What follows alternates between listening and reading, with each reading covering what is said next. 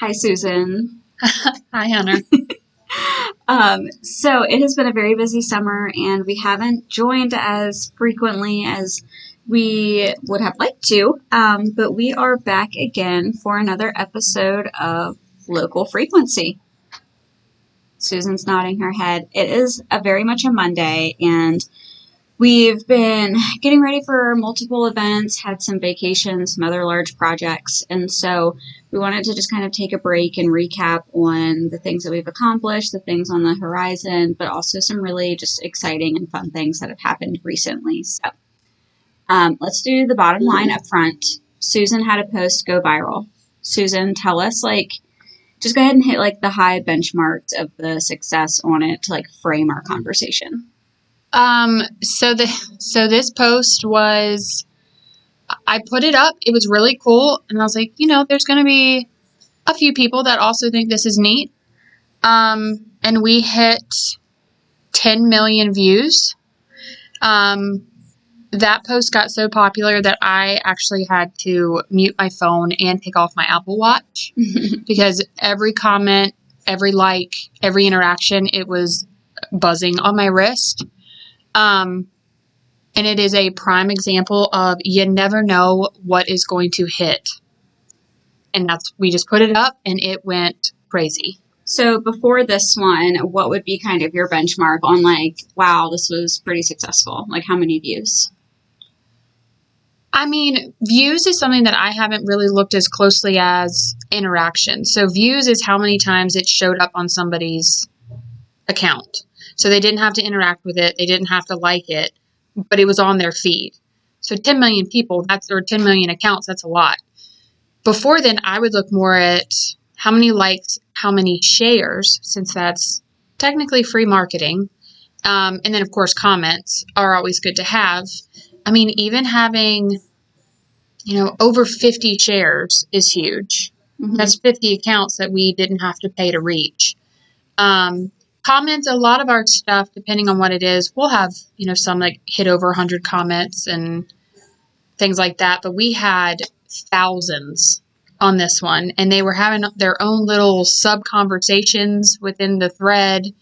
And people were telling us about the time that they also saw this creature of which we posted.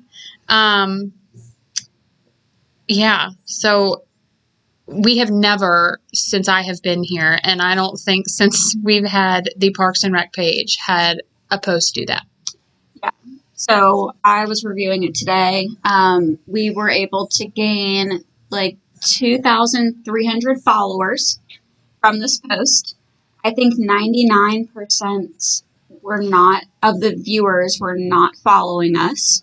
So that's really cool. Obviously the shares were super high. I love when we get not just regular comments, but the funny comments with the GIFs, really just the internet trolls that love to post on stuff. That was cool. We had, one of my really good friends who lives in Colorado, her husband went to LSU to study what the post was about. And he actually showed it to her, not putting two and two together. Mm-hmm. So our post made it all the way to Colorado and further than that. But it was really cool for me to share it with her and for her to be like, oh my goodness, a classmate shared that with my husband. Yeah. So they had no idea it was connected to us. And because of the attention, it was picked up by another popular channel. Tell us about that. So the Dodo, who does articles about wildlife, they wrote to our ranger, who took the picture, and just asked her about how she found the creature and what, her experience. What's really cool is that, the Dodo reached out and asked a few questions and got the story together, and then they shared it. So not only was it on our platform, shared with thousands of other people, but a national organization picked it up as well, which was really cool. For those of you that did not see it, it was a really, really, really, really cool, gigantic caterpillar. And it was found... the hickory horned devil caterpillar, to be exact. Yes, which turns into a moth, a very pretty moth. And a lot of people said, well, I've seen the moth, but I never knew what it looked like before. A lot of people also said that it was a Lego set. It was a Pokemon. A dragon. A lot of people said that they would scream. Yeah. And it's really cool to find one out in the wilderness. And what's really even more cool is that they found it during a summer camp. So we had park staff, and then I don't know how 6-year-olds, I think, were out there checking out this really gigantic caterpillar. And then the camp leader, said, hey, we need to get a picture of that. Put it on a hat, had our logo, perfectly staged, in my opinion. I love the way that they did that, and it went crazy. Yeah. And I think what's really cool is a lot of the other comments were saying, like, I found one of those 5 years ago. I found one of these 10 years ago. And so seeing this caterpillar, people remember that. And so hopefully these kids will remember that. But then we also had a lot of people that were like, oh, I didn't know that they were at Beaver Dam Park. Can I come find them? Like, maybe I need to go to Beaver Dam Park and I need to find one too. Like, so I don't know. That was really cool. We really didn't expect it to blow up like that.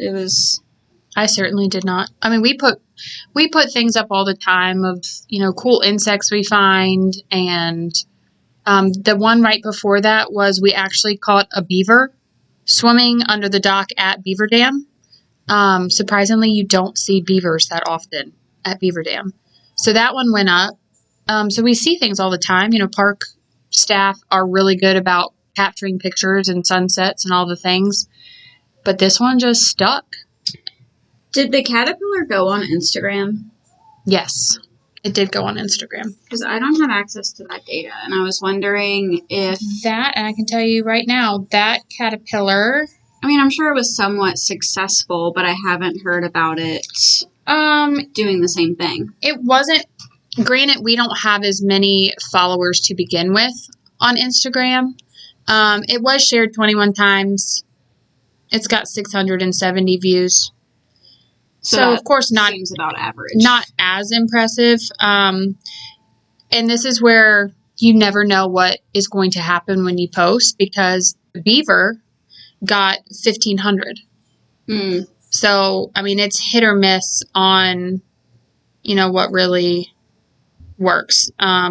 We only have a little over 600 followers on Instagram. We now have 10,000, which we finally hit our 10,000 mark on Facebook. So, Caterpillar helped us get over that. Well, even we did a reel at Buck's store, and that one did really well.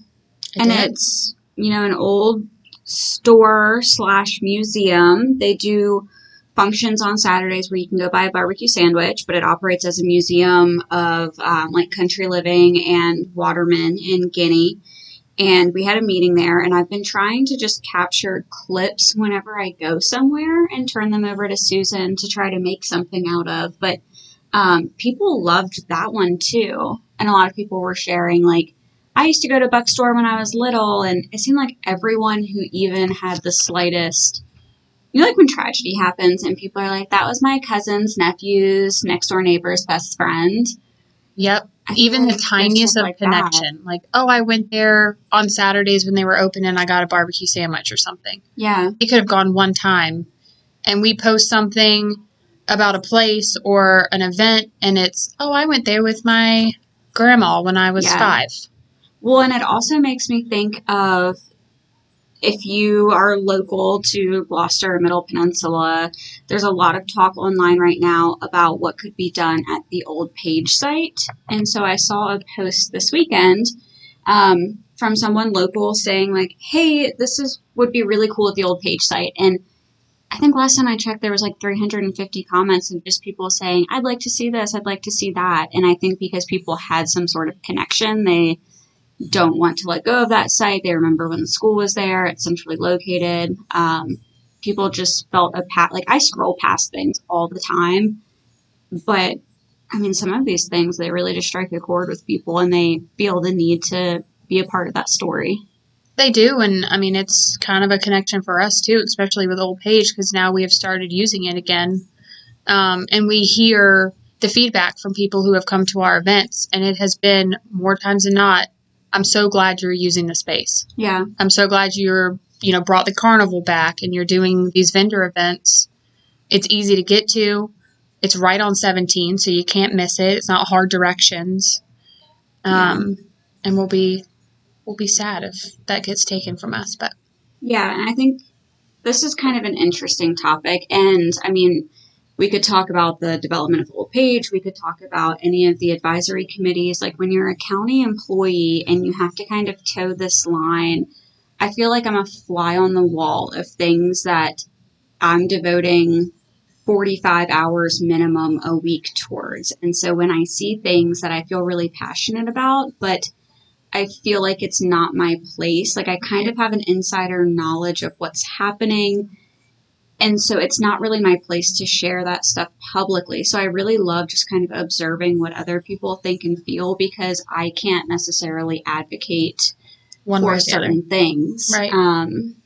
Yeah, I mean, especially when ideas come out, and we would love to have certain things at certain places, but we can't, go on Facebook and say, this is what you need to do. We want this too. Let's make it work. I mean, we kind of have to let the public do the right route. Yeah. To, get things done.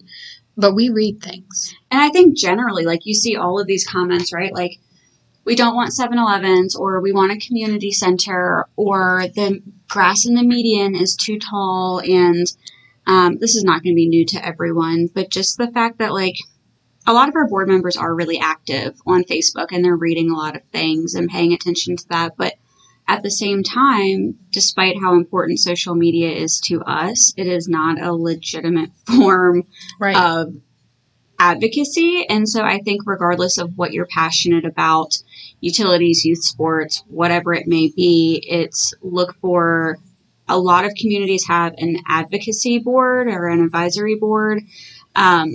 It's pretty low stakes, like board meetings even. I mean, we want people to speak up, especially for, the things that we want to see. Yeah. We can't, necessarily go to the board and do public comment and do all the things. But if the public really wants something, that's the best place to start, is to talk to your rep and, find the different ways to be heard. Yeah. Because that's the only way that, if everybody is silent, you really want something, but nobody says anything, they're going to move along.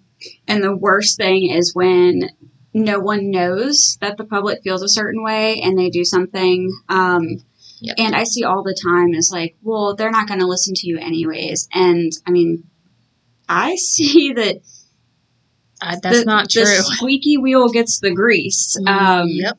I mean, rather it's solar farms, or, we don't want a boat tax or a cigarette tax, or all of these things, just speaking up and being vocal. It doesn't take a whole lot. People are already educated. It's your opinion. Like, what you want to say. You just have to find the right way to get that out. And that's writing to your board member or attending meetings. It just can't stop at Facebook. Yeah. So as much as we love Facebook, I would love to see those voices and opinions continue. Because, it helps our board members make their decisions, but it also helps our staff know what's important to people too. And our job is to work for our citizens. So, or for our visitors and tourism. But, we want to know what people want to see too. Well, I mean, that's a pure example of that. Is we did the food truck frenzy for the very first time. We got enough people who were like, please do this again. We really love this. It was mostly vendors. That same year, we made Homestead Market. Yeah. So we may not be able to we can't do something every single month. We can't have huge events all the time. And we have those requests too. We do. But we listen, and if we get enough input, we try to make it happen. I hope y'all can hear this music that Hunter is playing in the background. Yeah. But I don't know how we went from a caterpillar to Old Page, but here we are. But it just goes to show You never know how well something's going to go, just like you never know if you go and speak up at a board meeting, it could go in your favor 100%, and we could have all kinds of cool stuff.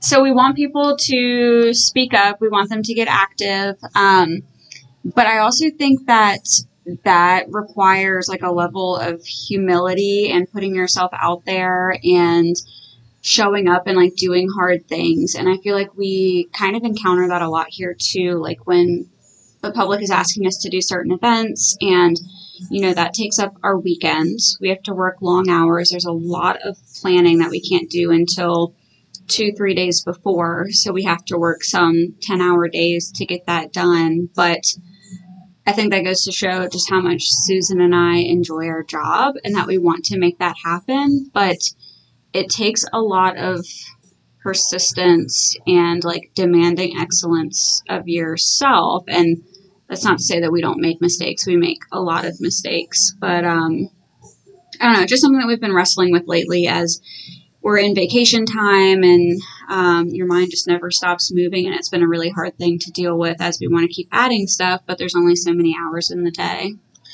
Yeah, I think workload, you always want to be mindful of how much you have on your plate. And,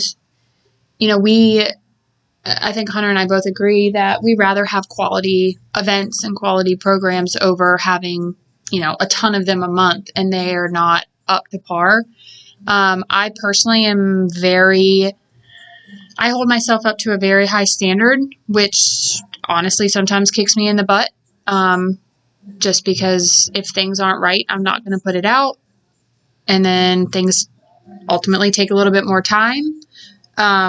I think Hunter's the same way. Like, we don't want to put out anything or do an event that is not up to a certain standard, but it's hard sometimes when that view is also not shared across the board. So, and it's also hard because I feel like we have so many ideas and we know that it's just not possible to get them all done. So like Susan and I were texting, was it Saturday night, Sunday night? We tried to do something. We've been noticing a theme about like people are really hard on businesses using AI content recently. And then we've also noticed a theme of trying to tag different businesses and they don't have business accounts, or they're not following you, or they don't add you as a collaborator, and just all of what we see as kind of low-hanging fruit. So Susan like sent me a screenshot and was like, look at this. And I was like, oh my gosh. We had a little gossip session for like 5 minutes, and then we kicked into work mode and was like, how can we help, for one? Because we do this all the time. We know what's free. We know these are small businesses. So what can we do to help them? I'm not going to say do better, because they're doing what they can do. Right. But do something to where it gets them more, visitors, more money.